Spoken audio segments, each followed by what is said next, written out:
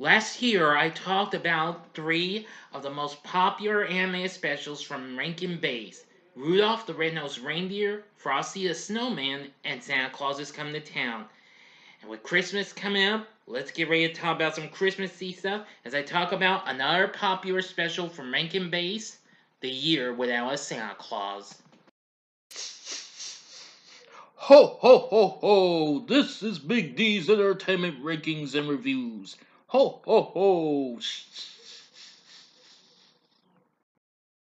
So, greetings, my fellow YouTubers, and welcome to Big D's Entertainment Rankings and Reviews. My name is Doyle, better known to you as the Big D, and it's time to do some more Christmassy stuff. Anyway, today I'm going to review the 1974 animated television special, The Year Without a Santa Claus, produced by Rankin Bass, the same studio behind lots of other specials, including the ones I mentioned in the intro. It's based on the book of the same name from 1956 by Phyllis McGinley. The special originally was shown on ABC, but however, for years it's never been shown on the network again. Now, for many years it's been shown on Freeform and its predecessor, ABC Family, but for the last few years it hasn't. It has now been sent to the AMC networks as of recently. Well, actually, for the last couple years. Anyway, let's see if I'm getting this right. Yes. Anyway, now this little special brings back Mickey Rooney, who recently did the character of Santa Claus, aka Kris Kringle, in the studio's Santa Claus Has Come to Town. Now, Mrs. Claus is voiced by the narrator of this, Shirley Booth. This would be her final acting credit as she retired from acting after this was completed. Of course, Booth was best known for playing TV's Hazel. And, well, might as well just get into this story. Now, of course, I'm not going to try to give the whole story away, because I'm sure a lot of you have already seen this. Anyway, Santa has got a cold sometime before Christmas, and his doctor believes nobody cares about him anymore, advises him to make some changes to his routine. So he decides to take a holiday instead of delivering gifts. Well, Mrs. Claus unsuccessfully tries to convince him otherwise, so she enlists Jingle and Jangle, a couple of elves, to find proof that people still believe in Santa. Well, and apparently they take Vixen, the youngest reindeer of Santa's, but they get into a bit of a crossfire between the two Miser brothers, Snow Miser and Heat Miser, which we'll talk more about them in a moment. They soon come across Southtown, where they try to ask a group of children if they believe in Santa, but they're skeptical. Even a boy named Iggy, who is one of the main characters of this. Well, apparently soon Vixen's caught, unfortunately, and well,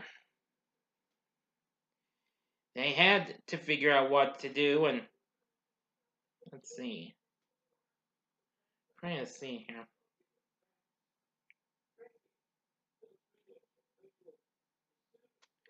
But Mrs. Claus comes down to Southtown to try and find Vixen later on, and meets Iggy and his family and what have you. Well, they decided to try to get some things fixed up and make things right. And visit the Miser brothers, who of course bring on a couple of the great songs here. The Snow Miser song and the Heat Miser song, which is always a fun bit. Now, of course, if you've seen Batman and Robin, I had seen a bit of a sing-along bit of the Snow Miser song, because I didn't know about the special, though, because I didn't seem to recall seeing this until I caught it on TV years later. And, well, it's a pretty good special. But anyway, back to this. But they asked Snow Miser to snow in Southtown for a day, but he couldn't due to it being a part of his brother Heat Miser's territory. So they asked him, but he will not comply if only if his brother gives him the North Pole for a day in exchange. Boy. And this soon brings in Mother Nature, which convinces them to compromise and all that stuff. In the end, later on, well, which I'm not going to give too much of a spoiler stuff, the children had an idea to give presents in their own presents to Santa, but you'll see why I mean why have you. Yeah,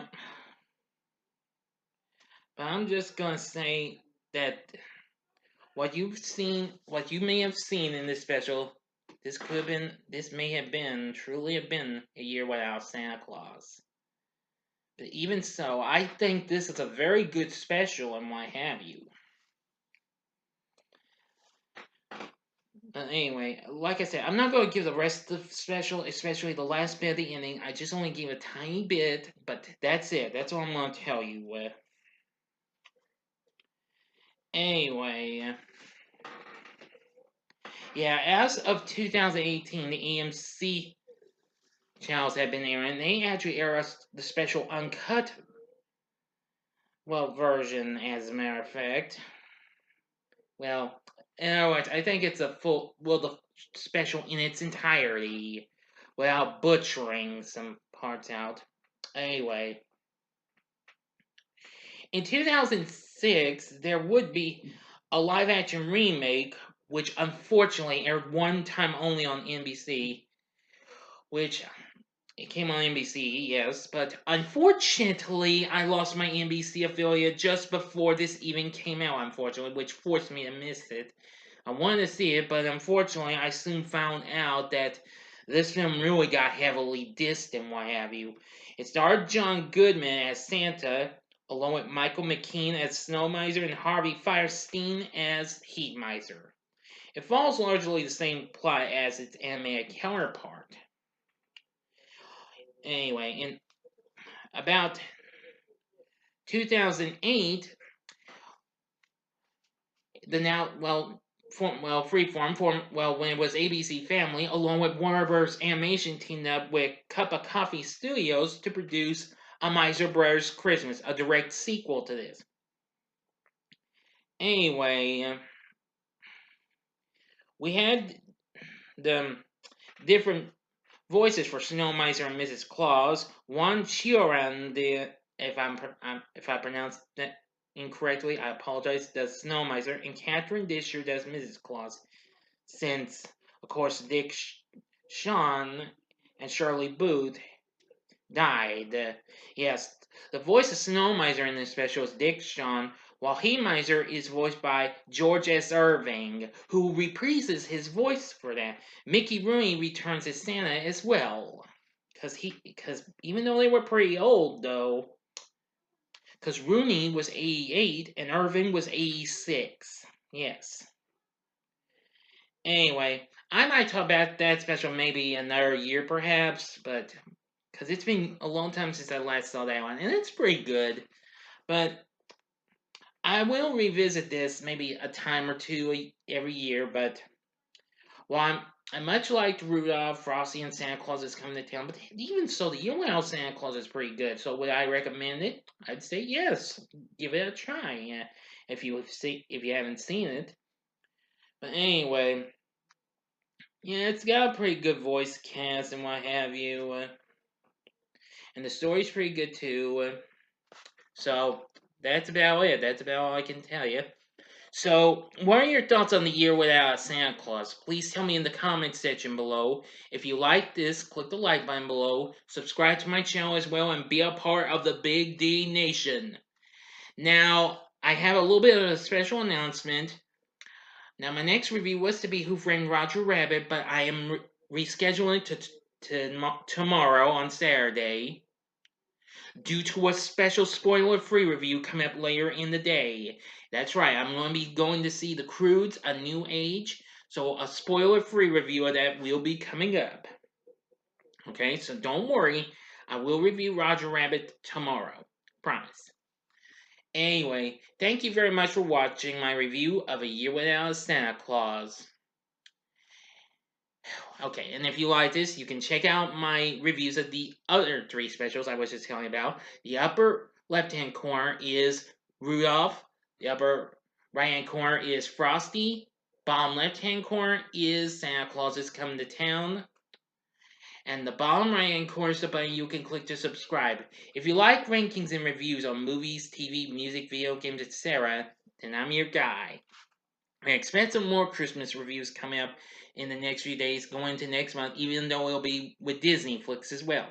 So until next time, I'm the Big D saying see ya.